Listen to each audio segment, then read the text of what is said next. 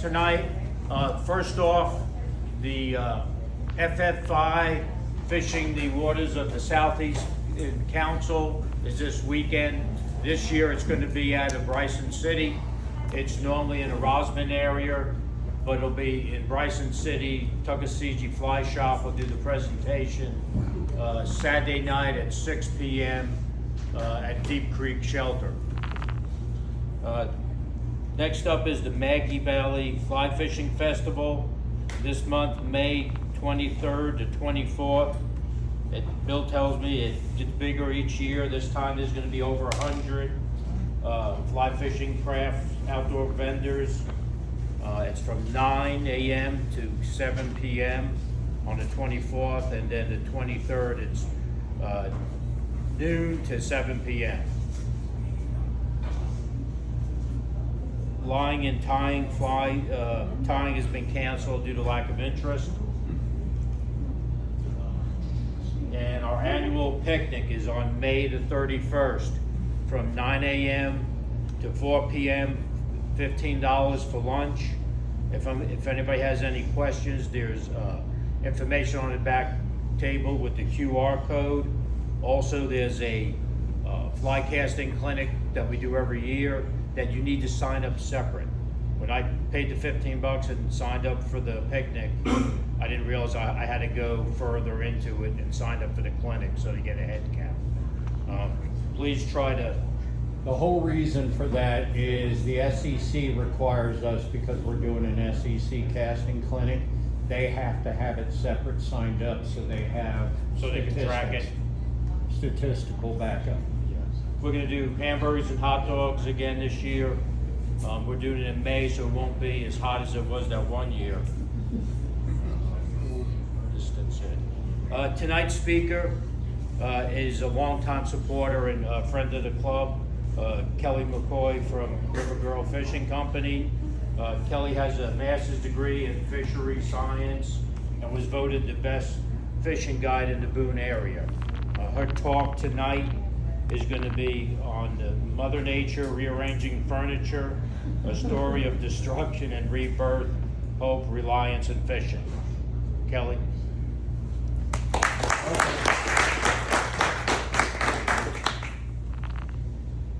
All yours. All you got to do is click on play right up there on the computer. Okay, so. Bottom left corner. You need my help? Probably start with the history of that canoe before you start the rest of it. That would probably be a good idea. So this canoe that you guys see up here in the tree, Helene put that up there. It's about 17, 18 feet out of the water. And when we drove out there and saw that, I was like, oh my gosh. Because a week before Helene, I had took a fisherman down the river in that canoe that we almost dumped out 3 times because he was rather unstable and larger on the large side, but we made it. So, and we caught fish too, but knowing that I'd taken him down and then a week later that canoe was up in the tree was just crazy. So I brought out a ladder, the only paint that I could find, because our warehouse the creek came up from behind the shop and like pulled everything out of the warehouse and sent it down the creek, including all the paint. But when we went out and started doing rescues and stuff, all I wanted to do was paint a heart on that boat. So I found chalkboard paint that was inside the shop that didn't get carried down, and had one of the staff come out with a ladder and climbed up and drew that heart, because I wanted, like, everyone was coming up, so I wanted them to leave that canoe. So we're collecting the inner tubes out of the trees, the other boats out of the trees, power tools out of the trees, bicycles out of the trees. I mean, everything that was in our warehouse. It was propane tanks, it was gas cans, it was anything you would put in your warehouse was out, including the staff fridge. And I thought, gosh, how did it move a fridge? But then weeks later, I was thinking, well, fridges are hollow on the inside, so it was probably nothing for the creek to move a fridge. But to move a car battery, and it had pulled 3 car batteries out of the warehouse, and taken them 20 yards down. So it didn't quite make it all the way up to the river, but the force of water to take, you know how heavy a car battery is, and to move it down. But so we're collecting everything, but I was like, guys, leave that one. Leave that one so when people come to town, they can see how high the river got, but also see that heart and know that, you know, we're gonna come back from this.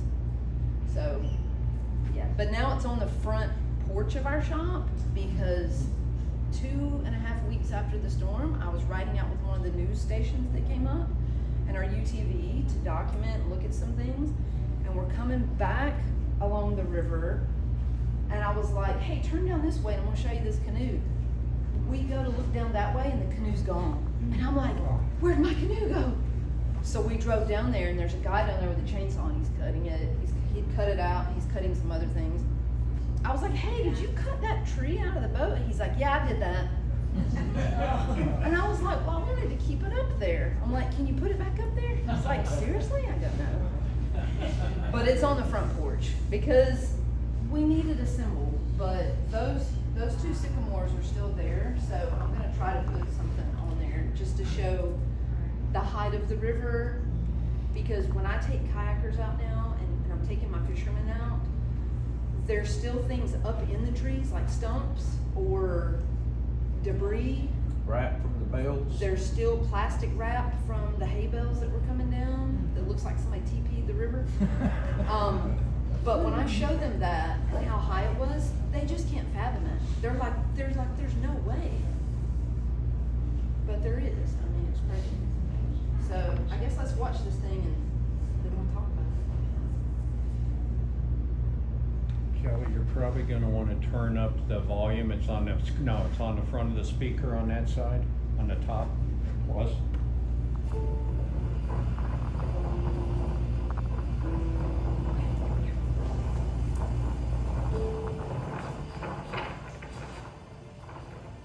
When I first came down, and I came as far as I could come to see the river, I was seeing the destruction.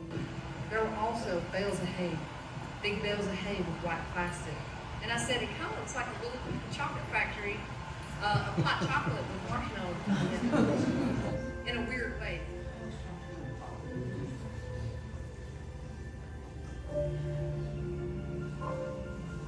That was called Island Park. You guys know the delayed harvest. That's called Island Park. That was our fire chief's RV float. And driving through Todd, there were trees down, the creek was flooded. Once we pulled into Todd Railroad Grade, that's when we really started to see the magnitude of the destruction in Todd itself.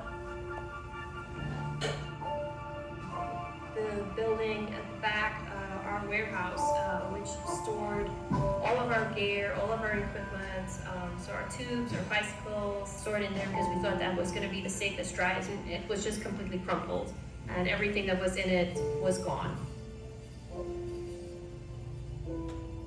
But once we got all of our stuff back here and our stuff was safe, we were set, then we were hearing reports of someone can't get across their bridge, someone is trapped in their house. We were good. It was no longer an emergency for us. We had emergencies at Todd, so we shifted to help with those emergencies. It was just me and her getting the addresses, getting the phone numbers, getting the people that needed this, and then someone was messaging us on the other end, either through RiverGirl Facebook or texting or email or Instagram. Hey, I've got an excavator, can I come up and be of help? Oh my gosh, someone needs excavator work on their bridge to get their kids out or to, get their families out. Yes, so we connected those two together. Then someone says, oh, you did this for my neighbor, can you help me with our thing? So then me and Renata did it 6 to 7 days, and then we're like, we can't do this anymore. Like we were leaving here at about 8 o'clock at night. We'd get home, we'd get a signal, and we would be in the car literally answering hundreds and hundreds of messages, and we would be in that car until about 11 o'clock at night. And then we'd get up at like 5:30, start all over again.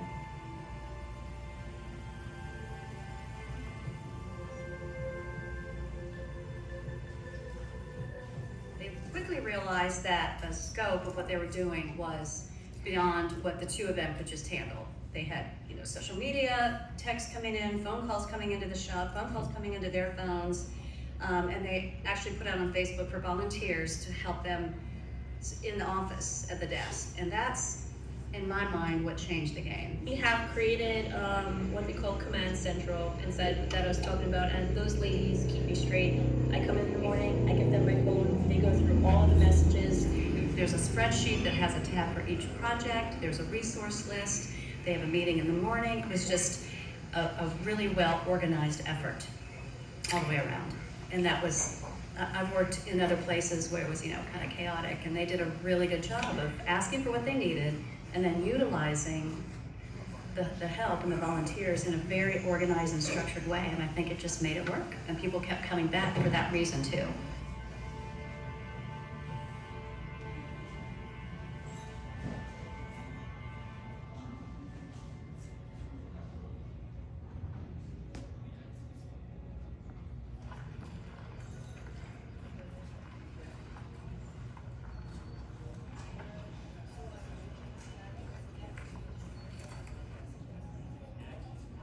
Alright guys, thank y'all for coming out today. Alright guys, thank y'all for coming out today. Alright guys. Thank y'all for coming out. Alright guys, I know a whole bunch of folks are still coming over, but I want to go ahead and get started. This is my list of stuff to do today. Actually we're gonna start offloading the U-Haul, and if I can get maybe 10 folks, and we can form a chain for that.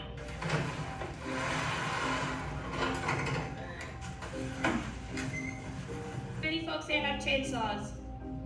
Everybody. Okay. So how many? 1, 2, 3, 4, 5, 6. So I have 6. We have 8. The chainsaw folks, we have 4 different locations that need chainsaw assistance.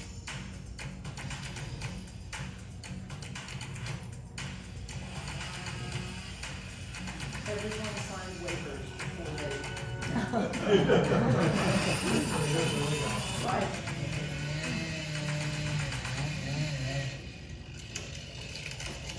Any sort of tree that we're cutting down, if it's usable firewood, we just need to cut it to firewood length. And we're gonna bring it here and we'll get it split and stacked so folks can access free firewood.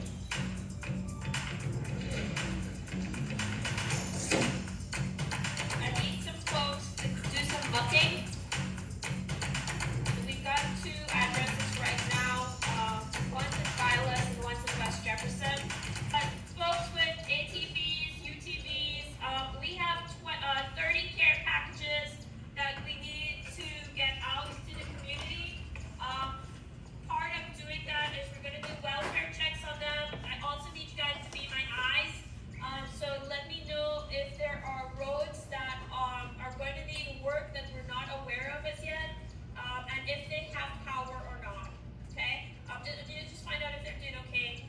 Be safe while you're going out there. A lot of these folks, they may have protection in the form of either dogs or guns. So just kind of be safe about it. If you see a situation that you don't feel comfortable in, just say you're sorry and back up. You make sure that happens. Yeah, she was gonna introduce me. You're gonna. Yep, I'm gonna fill Phyllis. Do you know if she needs like medications or does she, what kind of food does she like? Or it's hard for me. I'm just gonna build things unless you have a direct So guidance. maybe not nuts and really crunchy things. Very just good. And gentle. Like canned soups and things like that. Yeah, You you got got a it. few cakes.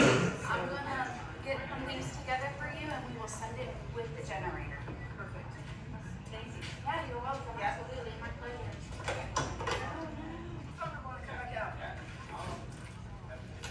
She lost her shoes.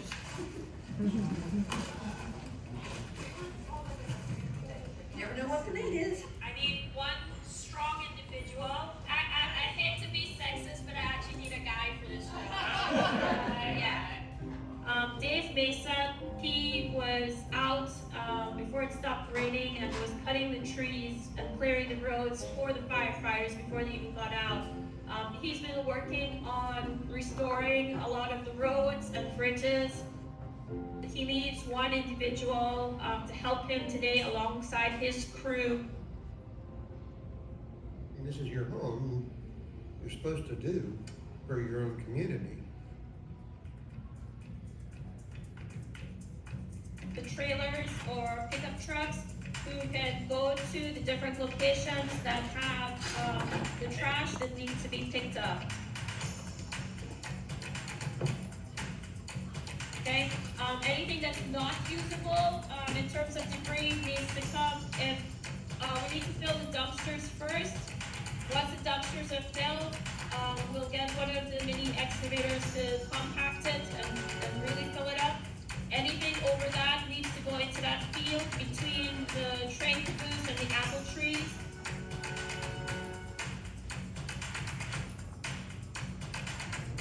Any large metal or tires, we've got 2 separate piles. It cannot get mixed in with the trash, so we will be sending that out at a later date, hopefully next week.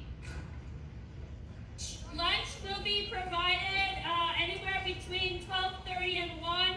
Make sure you guys take a break. It's gonna be over at South Fork Baptist Church today, so you guys can grab lunch there. Make sure you guys take water with you throughout the day. Stay hydrated and be safe. Also, make sure you guys have completed the waiver forms before you start doing anything.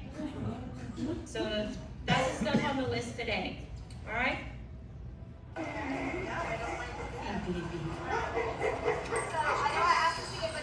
One consistent thing through day one is, I have no other way to describe it, but there has been a divine thumbprint on every single thing that we do. We pretty much have gone from asking folks, we have a specific need for the community, and within seconds, folks have been pouring in. And this is what was posted yesterday. Needs mailbox. A lot of the heavy lifting came from Fitzgerald Wolf Mountain. There's several groups that came up, but we call them the Barrow Brothers, but their family, they've got a slew of different businesses from excavating, landscaping, construction. We heard about them because somebody had said there's a crew sitting in Boone and they're looking for something to do and they can't find it to do, otherwise they're leaving. And we reached out. They came in and they've pulled vans out of the river. We had a team called Charlie Mike. They're a team of retired special forces, and they get together and they go to different missions like this. Had a friend that had a mountain house up here, and he gave me the number to the next district over, and they seem to have enough help. And so he gave me the number to this district.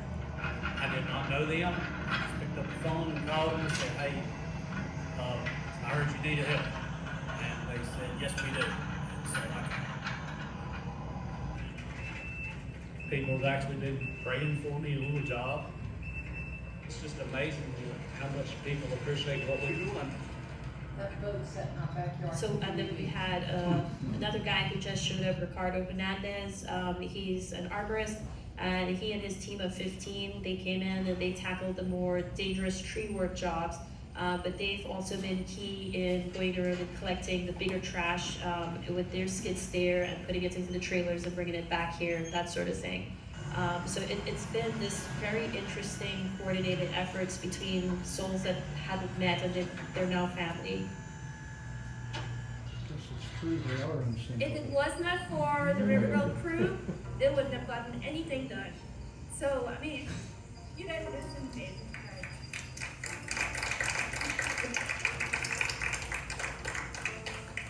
Alright, so that was my emotional part for today. We've been at it, like I said, 3 weeks nonstop, and we've got to a point where we think folks, there's enough resources available outside of us that we can direct rows to now. All of Watauga County's got their power back now, and I think most of Ash's got their power back. So the big deal is having your power back, because then you have electricity to run your things, to power your phones. for your heat? It's the thing that's hit me has been that emotional side of it. You know, the folks that come together, that overwhelming show of love and support, compassion for each other, and we had the right people show up at the right time, and they're perfect for it. It was just another busy weekend at RiverGirl, is what it was. It's another busy weekend. Lasted 3 weeks. Yeah.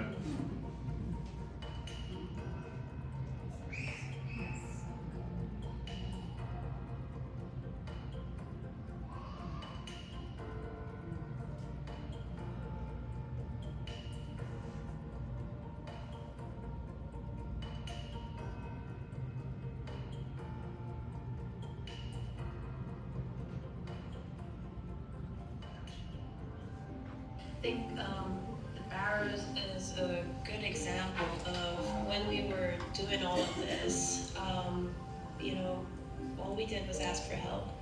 And they've been a really great example of strangers turning into family.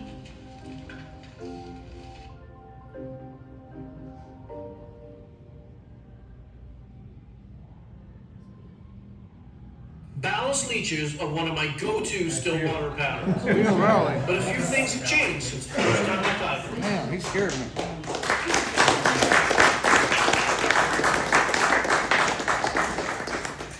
Thank you guys. I kind of feel like Renata needs to be up here with me because she might be able to answer. When I look at like what we did, when I think about 88,000 pounds of garbage, I mean, it sat where I teach fly fishing, and even though all that garbage is gone now, I'm still picking up screws. I'm still picking up little shards of glass and things like that. And I think we'll be doing that for years, but I just can't fathom everything that we did, you know? But it's like Dave said, it's your community. So when people are asking for help, you can't say no. You've got to figure a way to piece that together and make that happen.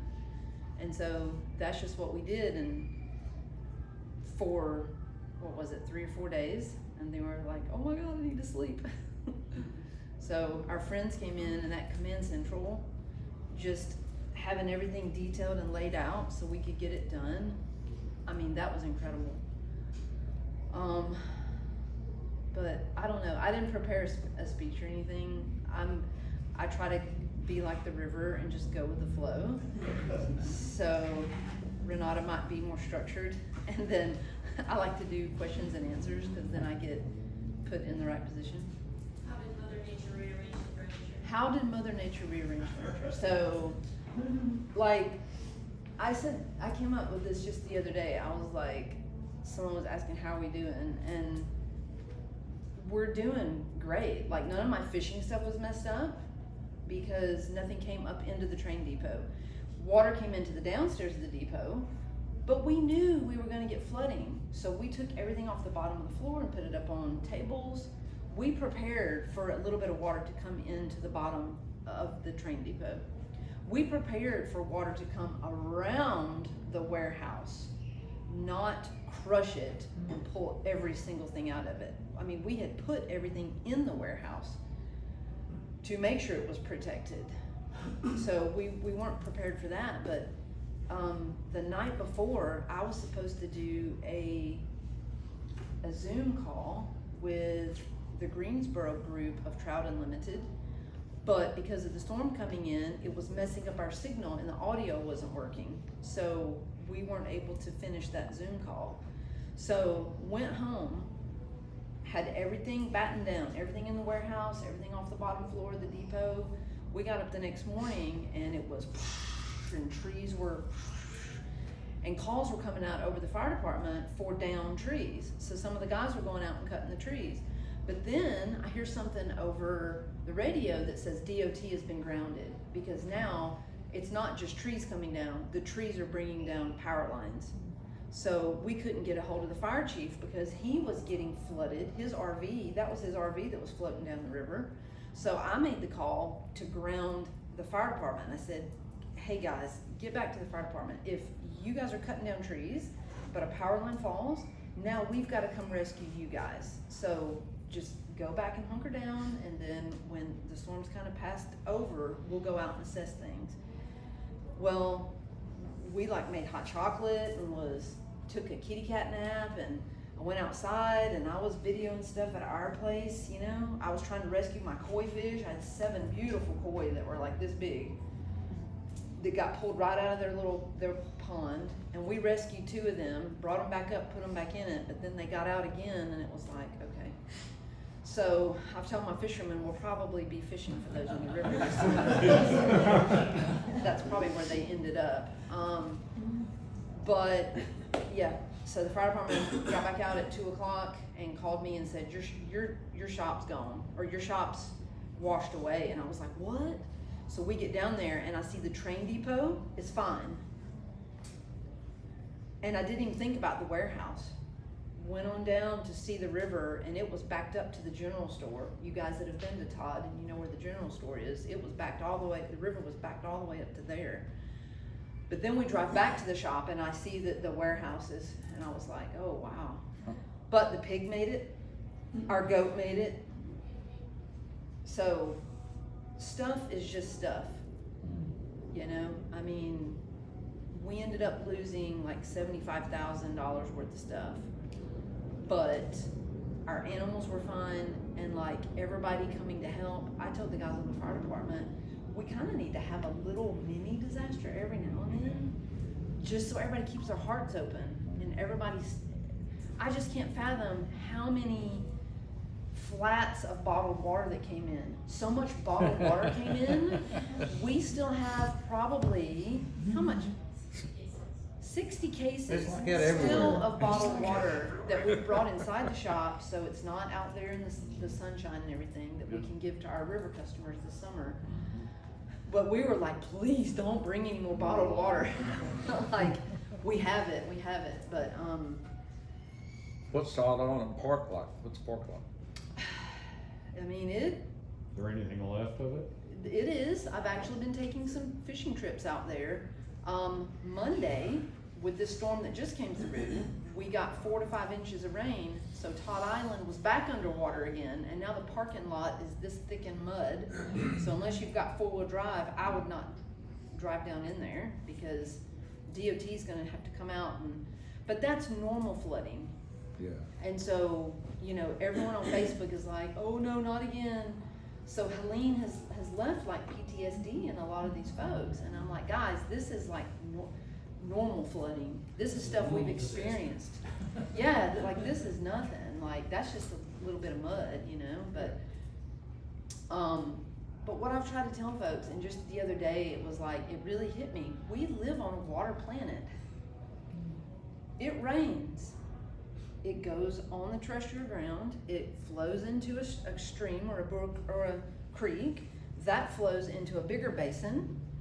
Up there in the mountains, the New River, the South Fork of the New River is the basin for everything up there. So it can only hold so much water.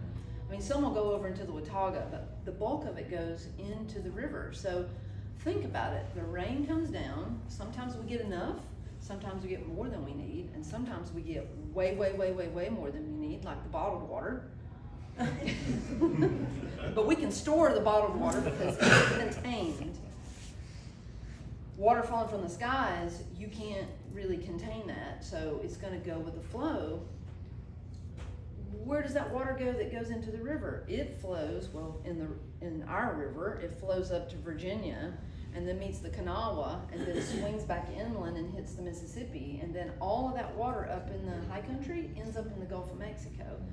But it goes back to the ocean. And then now what does that water do? That water evaporates up and then goes back up to the clouds, and you just start the whole thing over again. So the other day I was like, guys, you know, we just need to be more like the river. Like, we're gonna get too much. We're gonna get stuff that we don't think we can handle. But as long as we survive, what doesn't kill you makes you stronger, kind of thing. And you've got to just be like the river and go with the flow. And sometimes it'll knock you out and you gotta like take a chill pill for a little bit. But if you're breathing and your blood is still flowing, get back up and do it. But you know, people were calling me a month after the storm saying, are the fish okay? Can I go fishing? Should I let them rest for a little bit? I'm like, those fish a week later were back to business. That's it. You know, like trout do not like muddy water. So I've got 4 colors of the river. I've got gin clear, where sometimes it's hard to fish because they can see right through that clear water. And that's why, in my opinion, trout are the smartest but the laziest fish I've ever had to fish for, because they have evolved millions of years to evade critters much stealthier than us because they live in that crystal clear water. And their predators are great blue herons and bald eagles and egrets and kingfishers that can come down and just snatch them right out of the water, no problem. They're not worried about fishermen. In fact, we spook them with them long 9-foot rods. I can't tell you how many times I've come up with fishermen and haven't thought about the sun coming from behind us, and as soon as they tip that rod over, the trout pings off because the shadow of the rod. So they're always looking for shadows. But they're smart. So all moving waters, think of it like a conveyor belt. So all they have to do is position in the conveyor belt, and not even like position to ambush like a bass does. They just bank up against a rock or a log or something and wait for that moving water to bring them their food. So they just sit there and wait for the food to come down. But they were back to business. But I've got gin clear, then I've got tea color, then I've got yoo-hoo, then I got Willy Wonka Chocolate Factory. And that's what it was. And that's what it was on Monday. Yeah. And so, but what the fish do when that river gets muddy and chocolatey like that, not really chocolatey, but I always think of something happy, you know? So like the hay bales, they look to me like marshmallows floating down a hot chocolate river. But I lost my track of thought. They hunker down. So think of it like a smoke-filled room. So like say someone's cooking something outside the doors here and smoke starts coming in here. We're gonna leave this room, or we're gonna get down below that smoke. So that's what they do. And they just kind of hunker down. So normally when the river gets muddy like that, it'll take 3 to 4 days for it to clear up. After Helene, it took 3 weeks for that river to clear back up. But those fish just hunker down. They get below there and they breathe shallow. They slow their breathing down like they do in the winter when they're hunkering down that way as well. So they were right back at it. So I was like, no, go out there and fish for them. But I have to tell you, the fishing trips that I've taken to Todd Island since they've stocked this spring, we have only caught brook trout. That's the majority of what we're catching. And I didn't go onto the state site to see what they've been stocking, but I have a feeling they only stocked brook trout for some reason. We've caught some others up in Hilton, up in Ash, browns and rainbows, but a majority is brook trout. Is brook trout. Yeah. That's funny. And that could be just what they had left in the I hatchery. think it's, and I've heard that they actually went outside and bought fish too. Oh. Yeah, they're buying from Alabama and also Arkansas. Oh, wow. Yeah, Interesting. and supposedly they're talking about getting a 3rd hatchery. Oh. Purchasing. a Well, you know, small the hatchery. Bobby in Setzler is getting totally revamped. Yeah. And that had nothing to do with the hurricane. Yeah, exactly. It needed to be Yeah. revamped Yeah. even before the hurricane. Yeah. Because it's They old. finished it. Yeah. Right, if those raceways break loose, they're gonna lose all those fish and lose all that money, so. Yeah, from what we were told when we had the head biologist speak in, was it January? Yeah, I think it was. They said that fishery, that was the one that got hurt the most. They lost the majority of the fish in the runs. Yeah. That was Armstrong. Yeah. Was it Armstrong? Armstrong got wiped out. Right. Yeah. And they've already got it started producing fish again. Oh, wow. They've Well, see, got- that's what I'm saying, if people have the motivation, we just got a new roof on our building. I still can't even believe it, but we've needed a new roof for a while. So after the hurricane, we reached out to some folks to like get the roof fixed. It was gonna cost something like, what was it gonna cost? 40,000. It was gonna cost 40 grand and take how long? 3 weeks. 3 weeks. Okay, we took a trip down to the Bahamas between me managing the ice rink, I manage the ice rink up at Apsky Mountain in Blowing Rock during the winter. So I switch gears, and instead of watching people on the flowing water, I watch them on the frozen water. So I drive the Zamboni and clean the ice up and hand the skates out, and then I read a book or watch a YouTube video, and when they fall down, I go out and help them get back up. But anyways, a friend of ours that goes to my wife's dinners, she runs an underground supper club during the summer where she does 5 dinners in different locations. She bought us plane tickets to go somewhere and just reboot from the hurricane, reboot from working at the ice rink and everything. We're at the Bahamas 2 weeks. We come back and we've got a new roof. Wow. We've got a new roof we didn't pay a single penny for. There was a guy, what's his name? I can't remember anything, and I've been drinking Lion's Mane mushroom coffee for 2 years now. I remember scientific names of fish from 20 years ago. That's what sticks in my brain. But yeah, but that guy. So he pulled together and got the roof for $4,000, which he raised the money to get the roof, and then he provided the labor. They did it in 3 days. 3 days. We watched them. People were sending us, videos. Look what's being done to your building. I was like, oh my gosh. So I just can't believe it, and be thankful enough that people cared this much, to help us and get everything back going right.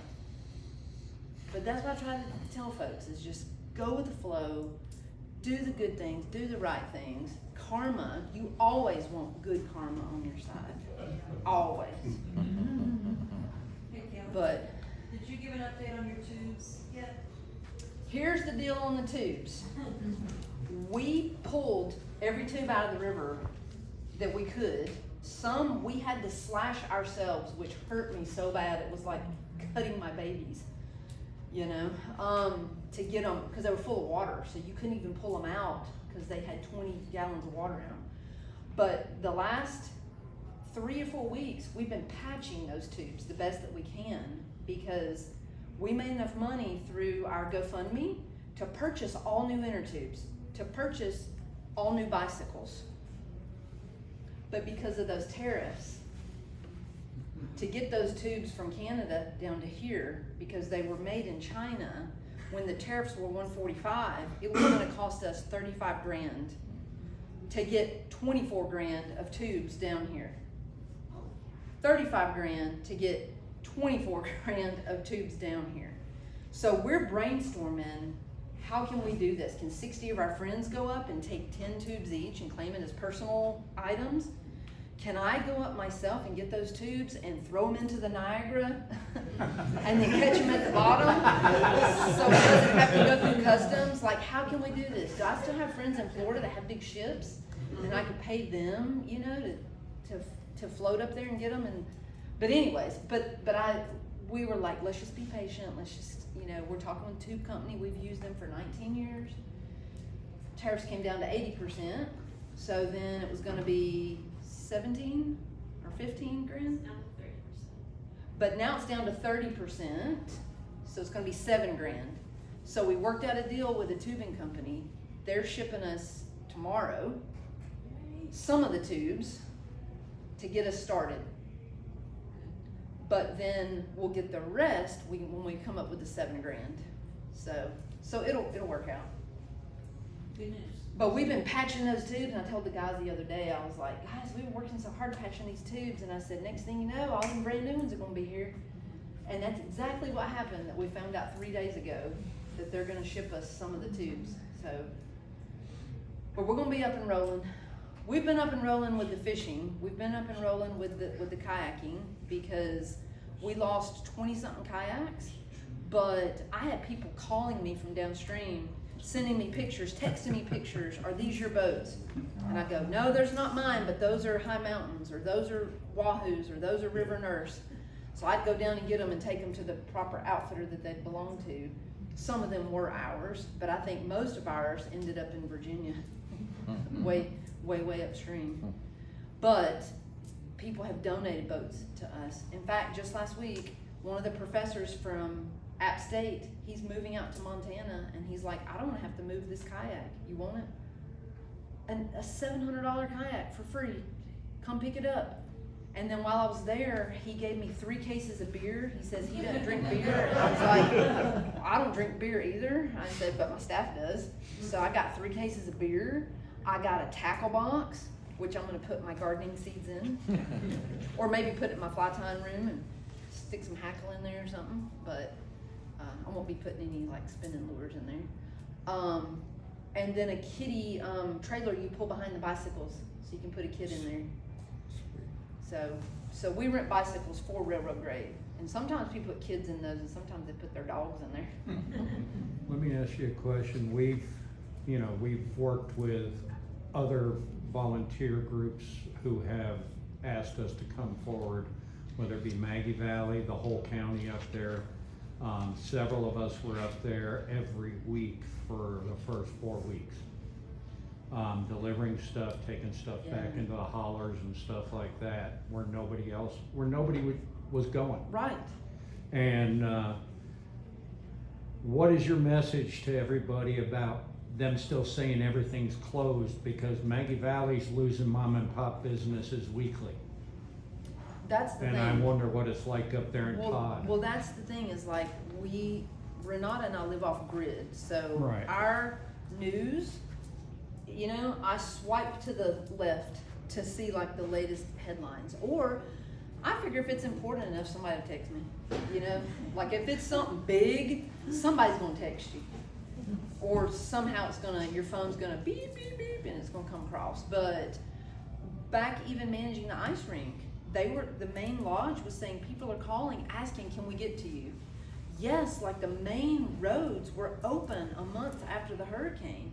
Some of your secondary roads could have been impassable. Some of people's driveways could be impassable or to get up, but everything is open up there.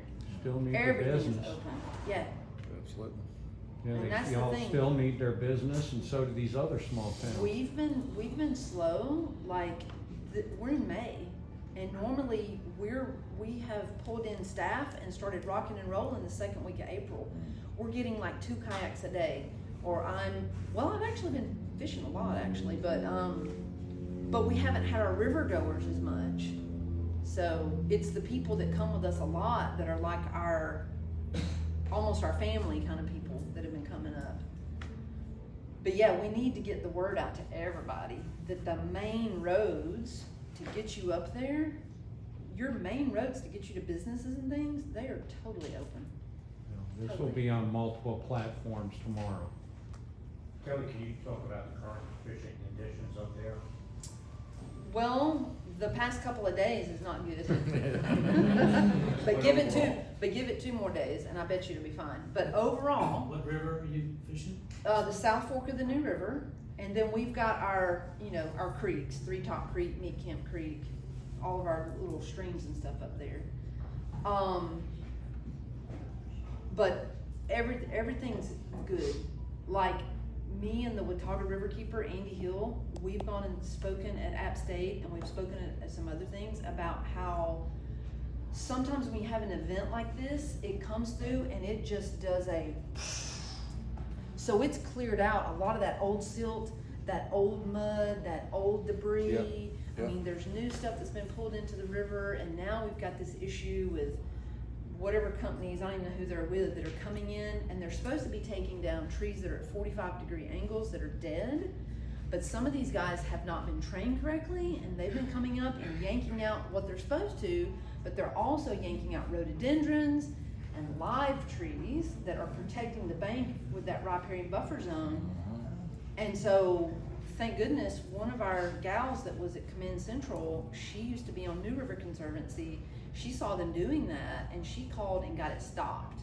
They're actually stopped working in Ashe County right now. Yeah, they put a temporary pause on Yeah. it because they were just, Yanking and I everything. think they were getting paid for how much they pulled out, so they're just grabbing everything they can find, And then everyone's worried. They're like, they're crushing the trout, they're crushing the hellbenders, they're crushing everything.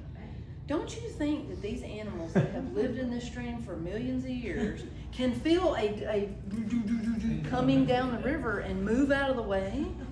The things that are getting damaged though are mussels and clams and the things that can't move that fast. But I still feel like out of the whole river chain, having tractors in one area is probably not gonna be that detrimental, and they're doing more good than they are damage, but only if they're taking out what they're supposed to.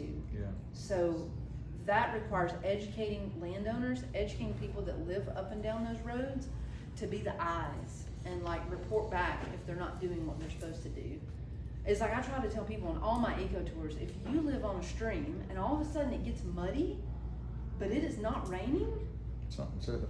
why is it muddy? There's probably a farmer upstream digging out rock or in their reef doing it to how he wants or she wants, you know, it might not be just a dude farmer, it could be a girl farmer. But pay attention to your water, pay attention to things, you know? How's bug life? Bug life was amazing 3 weeks after. Yep. So in that pile of garbage, that mound of garbage with that Boston whaler in the backyard, they had come and dumped the load, and I saw a little speck of orange sticking out. And I was like, and I'm drawn to orange. Orange has become my favorite color. But I was drawn over to that orange, and I started pulling some stuff out. It was one of my old boats. One of my old Heritage Featherlight boats that I used to rent 15 years ago. And I thought, why did they throw this boat away? I yanked that thing out, got it all the way out. There was nothing wrong with it at all. So, what did I do? I go, Renata, go put me in the, I got a bond to back with this boat. Go put me in the river. So I went and floated. And I picked up rocks, and I found the mayfly nymphs, the caddis larvae, all the good ones. And I was like, wow, this is amazing. Because I didn't expect to see that. I expected to, you know, just see destruction and terror.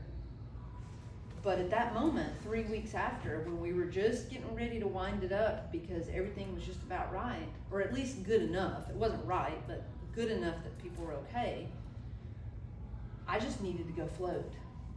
And I feel that's why a lot of people come and do float that river, and I don't think they realize it.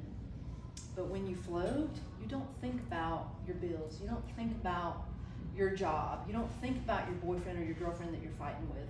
You're looking for wildlife. You're looking below the water for fish. You've kind of become a kid again, I think, maybe. I don't know. I think water brings us back to like that innate thing where we were inside the womb. We were born in water, you know, and then we're out into this. And that's why I think that's why kids are all drawn back to water. But anyways, the bugs are good, Ronnie. I was fishing outside the Sylvan here about 4 weeks ago, and the water was clear, it was spectacular. They'd done a lot of cleanup, and the fishing was really good. They had, I don't know how everybody else is doing that day, but I took a guide and had a phenomenal day. Probably 14, 16 fish in the net, at least that many on the line. It was just, I caught in the net 3 fish on 4 casts. Wow. And they were, you know, older stock fish, but, they're there. Right. Well, see, once you find That them, water and if was you've got a fun. guide that can find them, so it took me 3 times of going to Todd Island and fishing the whole thing, and then I'm like, oh, that's where you guys are hanging out. Yeah, he was. So you can stand there and just. He said all of his last previous trips were float trips, and this was a weight trip. And he said, I gotta get back into this. He said he hadn't done a weight trip in like 3 weeks. Well, you know, when you wade, you know, you can fish it a little better. Yeah. When you float, you Work can the cover spots, more but it was, water. But if you find them, you can only hold the boat so long, I mean, Right. unless they throw But it anchor was, out. It was But a really good day, and it showed that the fish were there. He said that they had cleaned up a lot out of there, although along the edges there was still some deadfall, and you had to watch out for that, but, he was talking, you could see that the water was well above the banks. My wife and I were actually in Cherokee the night the storm hit. oh wow. She was up there for a conference. I'd been fishing that day. And then the next day, we tried to get out and get back here at Salisbury. We couldn't. We had to turn around and go back, and ended up getting, I think, the last hotel in Cherokee that night. And then the next day, you know, even that day we were pulling out, and although it didn't get hit with the rain that hard in that area, all the creeks were either right up to the edge of the banks or over the banks, and not as bad as the areas around Asheville and Right. Ashe County and those areas, but, I mean, it was moving. Yeah, I mean, once you're in it, it literally is that hunker down thing. Yeah. Because you could get into more danger trying to move Oh, definitely. and go into another spot, but. I think, just to piggyback off of what you're saying too, though, is that from the general public that have come into the shop, they've all had very similar experience. You know, they've been saying that the fishing is just been amazing. There's one guy that came in and said this was the first time in his life he had to leave the river because he was catching so much. Every time I go to the fish, he said, "You gonna take a picture of this?" Like, no, because we just spent all of our time taking pictures. Right. It was phenomenal fishing. Once we found the right combination with, the lure and the flies. Yep. It was like, man, it was just, all right. But you gotta take some pictures, cause you gotta have proof. Oh, yeah. You always gotta have proof. No pictures, you didn't catch them. That's right. But he talked about, how, and you can see on the sides how it was up over, and how they come in here and clean it really hard, and they're still, even at this point, assessing. That's actually the fun part of it. So even if you've been up to the South Fork, however many hundred of times, this is why she says that Mother Nature's rearranged the furniture. It's a whole new adventure. Yep. It's a whole new landscape for you to rediscover, so it's like fishing someplace that you've never been Yep. before. That's the excitement. It's like Hilton Creek, I gotta relearn it all over again. Yeah. I love it. Some of the things are the same, the big rock. What's that? Fish the West Branch of the Delaware, about 30 miles east of Binghamton. In the last 4 years, I go up third week of July. My wife has a big family reunion up there. Right. Town reunion. Every year I've been up there, it's like, what's the river gonna be this year? It's never been the same height, it's never been the same temperature, it's never been the same clarity. And up there, there's a lot of grass in the river, so some years it's like there's hardly anything in the next year. It's like, okay, somebody's mowing upstream. And the water's always been a different, it's always a challenge when I go up there. Because it's never even close to being the same as what it was the year before. But see, if it was the same thing, it would get boring. It's why I tell people if the world was perfect, we would be bored. Like, you want things to be different and Yeah. change it up a little They bit. definitely are different every year. Definitely remade all the rivers. That's good. Uh-huh. We've touched on this, but like, we were talking about how like the water's so important in energy, but you have to remember, and Mark Twain wrote about this all the time, I love Mark Twain, but the river is a living thing. It's Yep. constantly moving, so. Never think touched the same about water twice. We are constantly moving, or we should be, and we change, so of course the river's gonna change.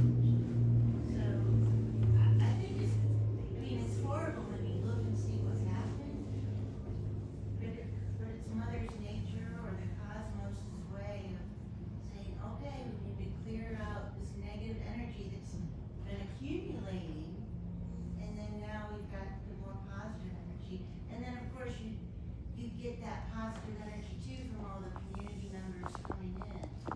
So, it's a bad thing in one way, cause it costs you a lot of money for the devastation, but spiritually and emotionally, I think it's fantastic. I know that sounds strange, but. No, I think it's perfect. It's absolutely perfect.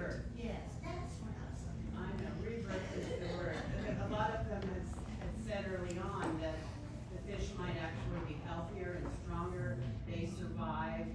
You hear about forest fires all the time where there's devastation there, but then there's a whole new ecosystem that comes up as a result of that. So if you can look at that and consider that a blessing, Yeah. that's something that we're gonna experience as we get closer to the river. Yeah, that's absolutely right. It's absolutely right. But you have to remember, nature gets back to business way before we do. Yep. We got drama and, yeah. You gotta do all this, It and just nature goes- just gets back to business. So, Never in a hurry, just goes forward. For those that have lived on the Gulf Coast, or anywhere on the Atlantic or the lower, east coast of Florida, hurricanes. oh, I've been through 4 of them, cause I'm from Alabama, I went to Mississippi, but I lived in Florida for 5 years. And I went through 4 or 5 hurricanes. Down there, you board your houses up, and you bring a bunch of alcohol over, and you That's it. you hunker down, and As long as you're not gonna be in the tidal surge. yeah, cause you're out of So you work wake and up like and your house is actually being swept out to the side. right. We used to sink all of our lawn furniture in the swimming pool, Yep. so it wouldn't blow away. I lost the back of my house when I was a kid down, we lived right on St. Pete. Oh, so I was in St. Pete for 1 year. Lived in Clearwater, but the institute was in St. Pete. Pinellas County, Yeah, Jefferson County, yeah. Seminole, St. Pete. But I've never seen anything like Helene. I mean, Once in a lifetime, no. it was a once in a lifetime storm. But we're all here. So, woohoo! I just want to eat good food and fish and eat good food and Float. fish. And So Kelly, I have a question about your business. So I've gone with you twice on the island, and now I'm curious about the kayaks. I've never really been in a kayak. I don't really know how to navigate a kayak. Steer. Do you go down the river in a kayak with us, Yeah. or are you teaching us? On eco tours, I float down with you and I can teach you how to kayak, but I'm mostly teaching you the history of the river, the health of the river, pointing out critters that we see. I've been taking a wild food class for the last 3 years on what food we can eat. That way we can munch on some things on the way down. But that's part of the eco tour. If you join us for one of our wind down Wednesdays, which we should start next week, I think it's warm enough we can start doing that. We meet at 5:24, because 24 is my favorite number. And that gives people 30 minutes to get up to Todd from Boone, or 30 minutes down from West Jefferson. So you'd have to leave early if you're coming up from Charlotte. But we do that every Wednesday as a midweek de-stress. So we have a glass of wine, or if kids come, they get fruit juice, or if someone doesn't drink, they can get sparkling water. But we just have a beverage, and then we go kayak for an hour and a half. We do that every Wednesday from when I'm out fishing all the time, or if I'm out eco touring, we're putting kayakers in, we're putting tubers in. That's a chance for us and the staff to go take our time on the river to float and just. But if you come with us on the wind down Wednesday, I'll show you the strokes you need to do, which are no work. Let the river be your engine and just steer. So you back paddle to get your nose to go which way you want it to go. In other words, easy peasy. And What's the river like? And we use sit on top kayaks that are pretty stable. Like I can stand up in them and fish off of it. As in debris wise to float, say, a raft. To bring it up and go down, and like trees and stuff that are down. Fish, no, metal and stuff. I mean, is it cleaning up? Oh yeah. Yeah. Yeah. Like 2 weeks ago, I could still see some tin that was up on near the bank, but not in the river. So like we've been letting kayakers go down since April 1st. Right. Yeah. But tubers, you know, Yeah. I'm probably gonna take the next week and go down super slow and make sure there's nothing after this flood that just came through before we start turning tubers loose. And we've had people calling and wanting to go tubing, and I'm Yeah, like, I'm you know sure. the water's still 60 degrees? I was gonna say, what's the water temperature right now? I know what it was the other It's day. probably 55 Yeah, now with yeah, the rain that came yeah. down, but it needs to be, the water and the air temperature need to add up to be 120 so that people don't get hypothermia. So the water needs to be at least 60 and the air temperature 60, but that'd still be kind of cool unless the sun was out Yeah, full that's blast. so But cool. we like for it to be like 65 and 70 degrees.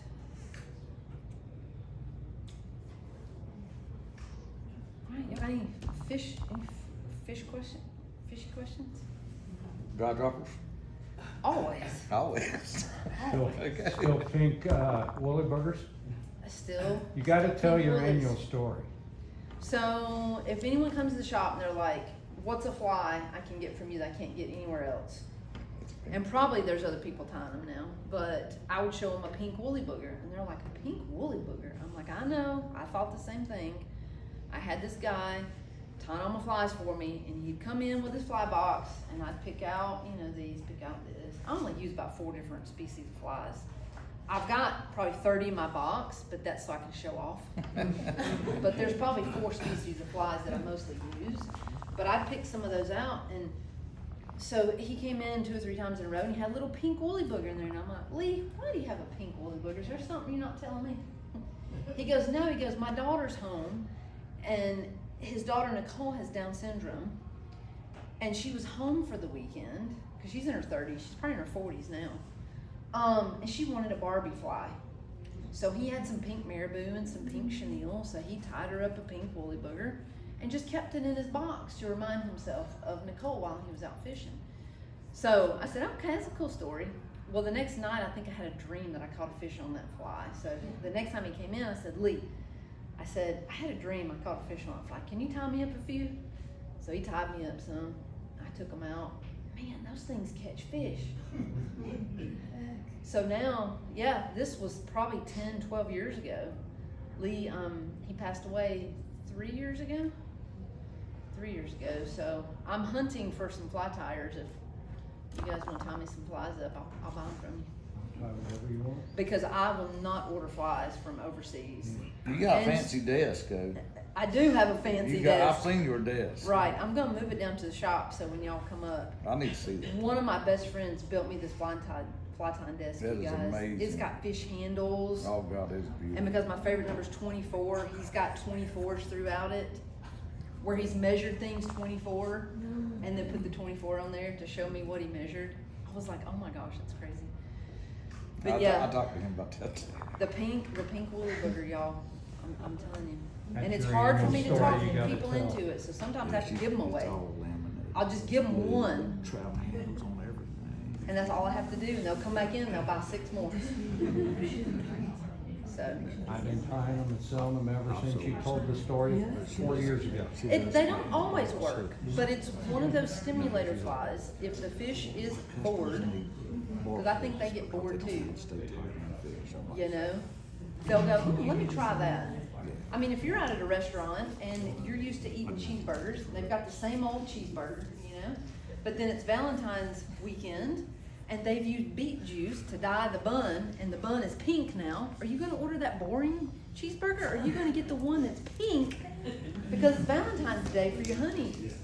That's a stimulator burger. You're gonna order that. Stimulator burger, oh my God. Sometimes you gotta think like a fish, y'all.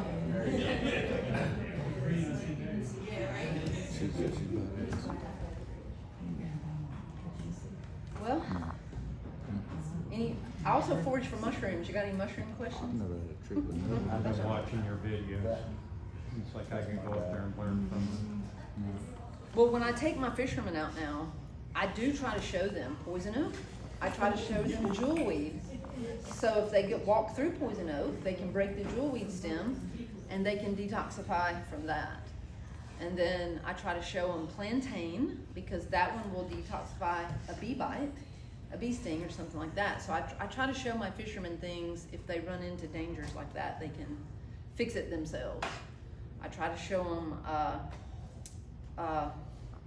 plants that are styptics. So if you hook yourself and you're bleeding, you can get, plants and stop the bleeding. It's not if, it's when you hook When you do, exactly. What mushrooms do you got? So what I've learned in my mushroom foraging classes is there's only 5 or 6 in the world that will kill you as soon as you ingest them. And you do have to ingest them. You have to swallow them and get them inside your body. So you can touch a death cap. You can touch any of them. You could even lick it. but you need to spit it back out. You can't ingest it into your body. Different flies. The rest of them, if you've not got the correct one, will make you wish you were dead. Like, it won't kill you, it'll just tear you up intestinally to where you're like, oh my God, what did I eat? But we've learned 7 or 8 that are up in the mountains that have that are not lookalikes that you can find and feel with confidence you can collect that mushroom and take it home and eat it. All mushrooms, even those little button mushrooms, you should cook them.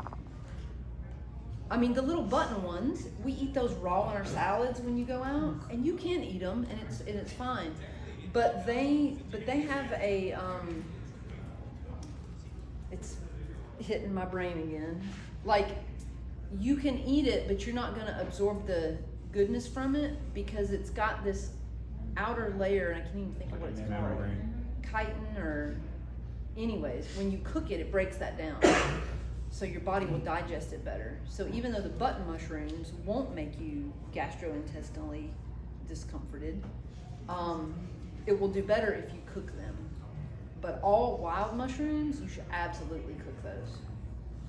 But it's like morels, that's our spring mushroom, that you want to look for forest fires because some of those morels come up where the fire's been. But then you've got oyster mushrooms, you can find those down here in Charlotte. You've got chanterelles, those will be coming up soon. They're as red as Linda's hair back there, or orange as Linda's hair back there. I'm always looking for those. Chicken of the woods, that's another orange one that grows out from a tree. But the big things with mushrooms is always find out, does it grow from the soil or does it grow from a tree? Is it grown from decaying matter or from the ground? Does it have gills or does it have pores? Do the gills run along the stem or does it stop halfway? There's always little tricks and things to know that's the one or that's not the one kind of thing. There's one called a shaggy ink cap, and this thing comes up like a closed umbrella, and when it opens up, it oozes a black ink that looks so nasty. And you can eat it, but we try to get it while it's still closed. But in some restaurants, they'll take that ink and they'll write on the food with it. They'll draw on the food with that shaggy ink cap. They're spores, which is a liquid goo. Yeah. But mushrooms are fantastic. I mean, the mycelium is all around us, even out here under all this pavement out here in the city. And every now and then, they'll pop up a mushroom, and there it is. So that's why I've been drinking mushroom coffee. It's supposed to make you like think better, remember things, and well, like I say, why do I remember that a redfish from Florida from 25 years ago is Cyanops ocellatus? I don't need to keep that in my head, like, but it's in there.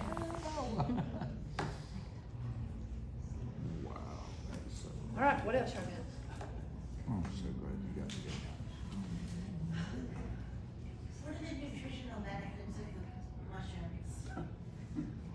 Well, most of them are like immune boosting, so they're adaptogenic. So like when you eat certain mushrooms, like a reishi mushroom, you don't really eat that one. You more drink it as a tea, but that's the mushroom of immortality. And I found a waterfall on our trail of the river just from getting out and being a little squirrel and hiking up in the woods, like, what's back here? I want to go see. And they grow on hemlocks, so I've got my own patch of reishis that I don't even have to purchase off of Amazon now because I can go and collect it wild. But it's an adaptogenic. So like if you need to ramp up something in your body, it'll ramp it up for you. If you need to tone it down, it'll tone it down. Immune system wise, reishis are like, I've got a reishi tincture out in the car right now. Like I pop that thing a couple times a day. But if there's one I can tell you guys you should go try to find somewhere, and you can get this one in the grocery store, I think. It's called lion's mane. You can shred that one like crab and make crab cakes out of it. And it tastes like lobster. I get it at the farmer's market every other Saturday. It is so good, you guys. Lion's mane. And you know, a portobello, a big old fat portobello, you can throw that sucker on the grill and put some barbecue sauce on it and slap it on a bun, and it's like a hamburger. Yeah. I mean, if you season it up and spice it up. We've got the chicken of the woods. So chicken of the woods, you can't buy that one out at a restaurant or a grocery store. You have to find it in the woods. But if you strip that thing up and cook it, I've put that in soups before and invited friends over, and they're like, "That is the best chicken noodle soup." I'm like, "Would you believe there wasn't any chicken in that?" They go, "Yeah, there was." I was like chewing on it. I was like, "That was a mushroom." So now when they come over, they're like, "What are we eating? What's in this?" Because this morning I chopped up a bunch of mushrooms and sauteed them with some onions and garlic and stuff. And then I thought, I need some green in here. So I went out and I've got these ostrich ferns growing now. And it's the only fern you can eat their little fiddleheads when they come up. It tastes like asparagus. So I went out and I was like, please let there be some in here. And I'm peeling back the ferns and I'm like, ooh, one. And I go to this one, I'm like, ooh, another one. And I end up finding 6. So that was 3 for me, 3 for her. And then there's a plant called lamb's quarters. So it's a wild plant that grows out there, but it's actually a delicious wild plant. A lot of the wild plants are super bitter. And there's a lady that I follow on YouTube. What is her name? She was just in Charlotte not too long ago. She's from Australia. Barbara O'Neill. She says, bitter to the tongue is better for the body. And then she says, sweeter to the tongue is worse for the body, or something like that. She says it in Australian accent. I can't do it.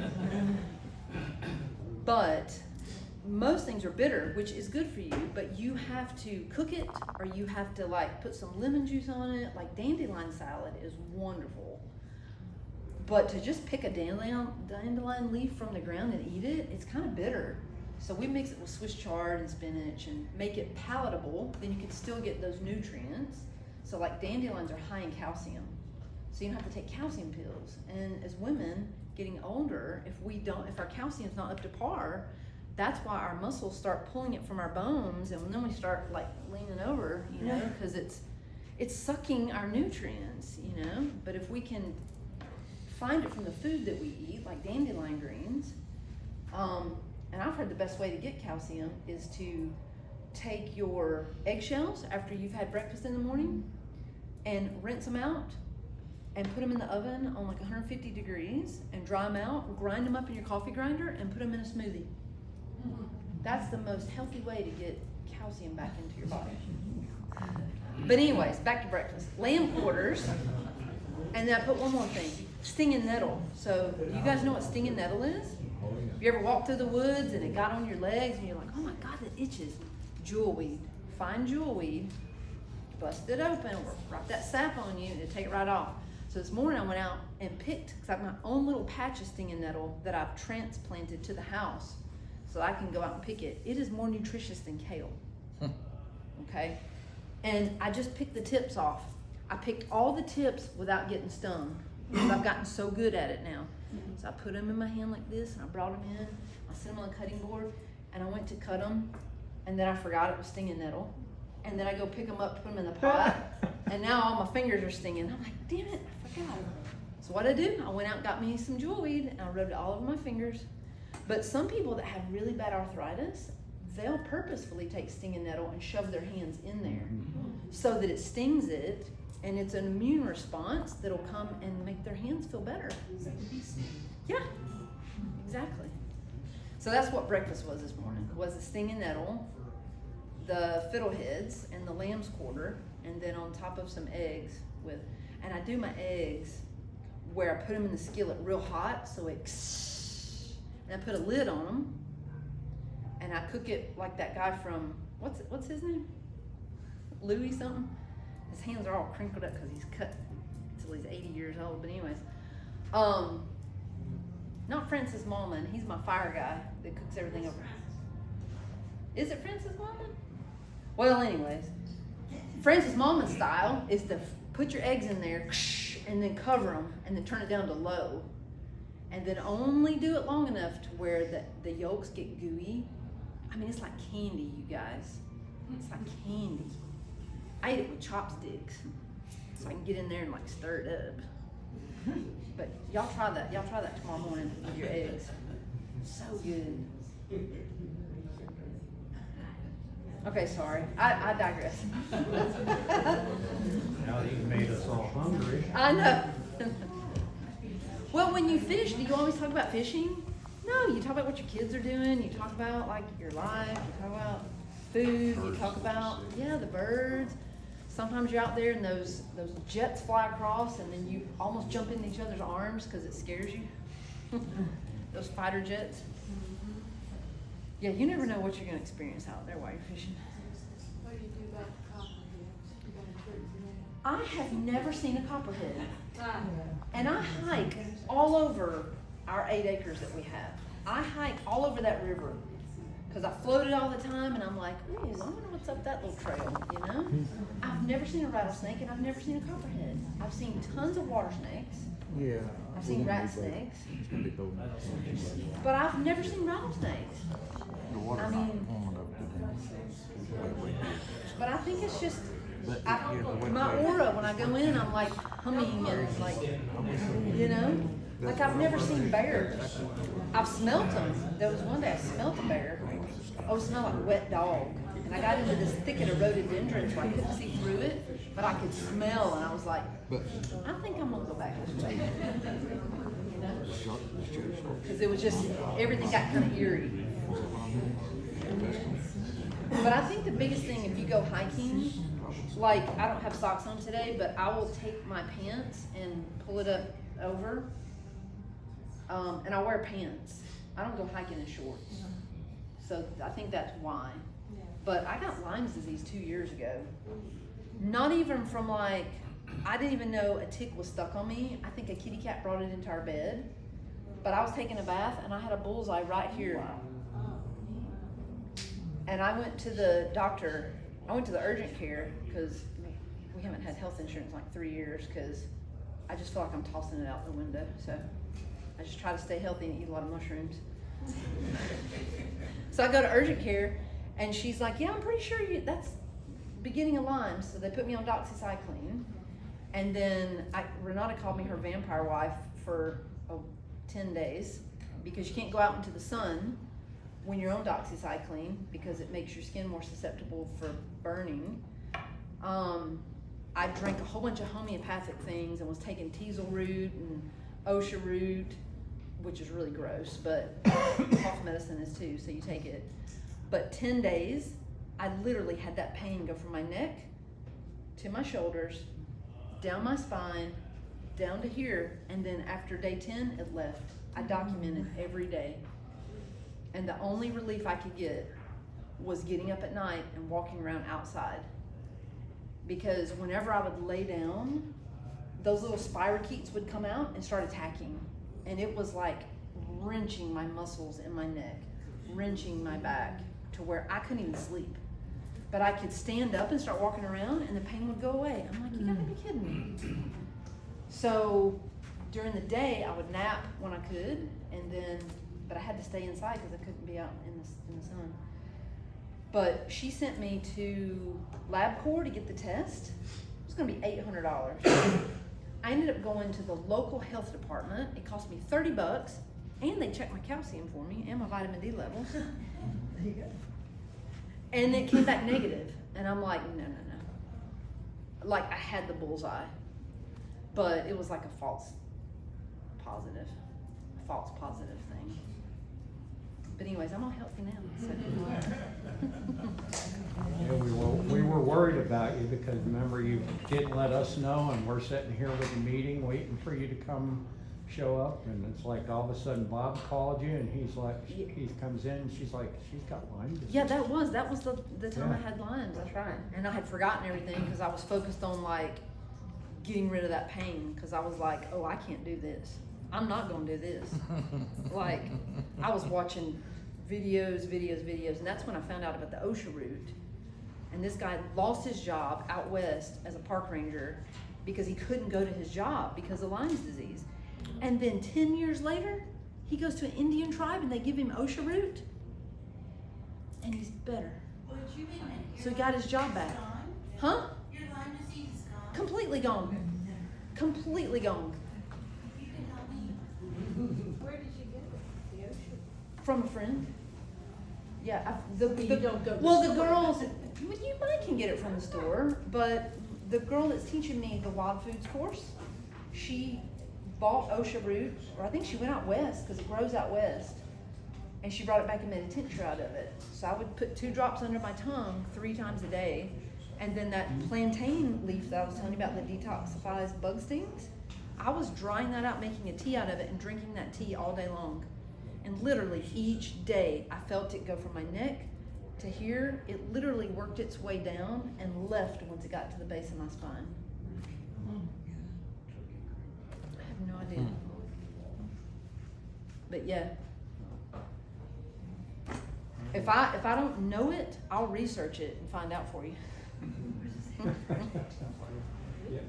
Well, Because that's the only way you get better is researching and not staying in a That's what I humdrum was thinking. same routine. Get out of your box, get out of your comfort zone and do things you haven't done before. I bet you did. I bet you did. Renata was telling someone the other night. Well, no, someone was telling us about what was on Facebook the other day with the woman in Florida and the husband that were in the canoe, and they got dumped out of the canoe, and the alligator chewed her up. Yeah. And so my friend was like, "Would you have saved Renata if that had happened to you?" And I said, "Well, one, I would have been scanning for alligators, but I think it could have been a weird thing. They just got right on top of it, and then it surfaced underneath them. Maybe, I don't know. I give him the benefit of the doubt, that he didn't purposefully run in and dump his wife in, Stranger things have happened. Right. Yeah. But my friend Denise said, "Would you have saved Renata?" And Renata goes, "Well, you didn't save me when that rat jumped out." So just to tell you guys a funny story, we had rented a house 10 years ago, and we had this pantry door in the kitchen, and we had this rat in our house. And I'm talking about, it was a rat. It is not a mouse. Right, it was it a is a small rat. mammal. We named him Escobar. We named him Escobar. And I'm like, I'm gonna get this rat. I was setting up traps all over the place. Could not catch this rat, right? So we're about to cook dinner. So we're there together in the kitchen. We open the pantry. Guess what leaps out of the pantry? Literally, like this, leaps out. So over here is like sink, countertop. Here's the living room. She's on this side. I'm on the free side. Escobar jumps out. What do? I run. She's like, "You just left me there." I'm like, "Look, when things like that happen, I freeze and assess, or I run. There's no one or the other. It's flight or fright. Yeah. So it's flight to take off, or fright, assess, and then figure out what to do. Which usually I hide. All right, I don't want to keep y'all all night.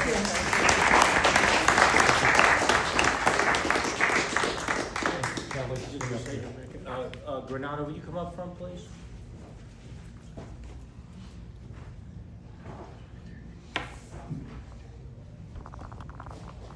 So, when I said earlier that Kelly always supports the club, anytime we've asked for a presentation or a donation of some sort to help us support our annual picnic or banquet, Kelly's never told the club no. So the board of directors for the club took a vote, and we'd like to make a donation directly to RiverGirl Fly Fishing Club. So on behalf of Carolina Fly Fishing Club, please accept this check for $400. Wow, thank you.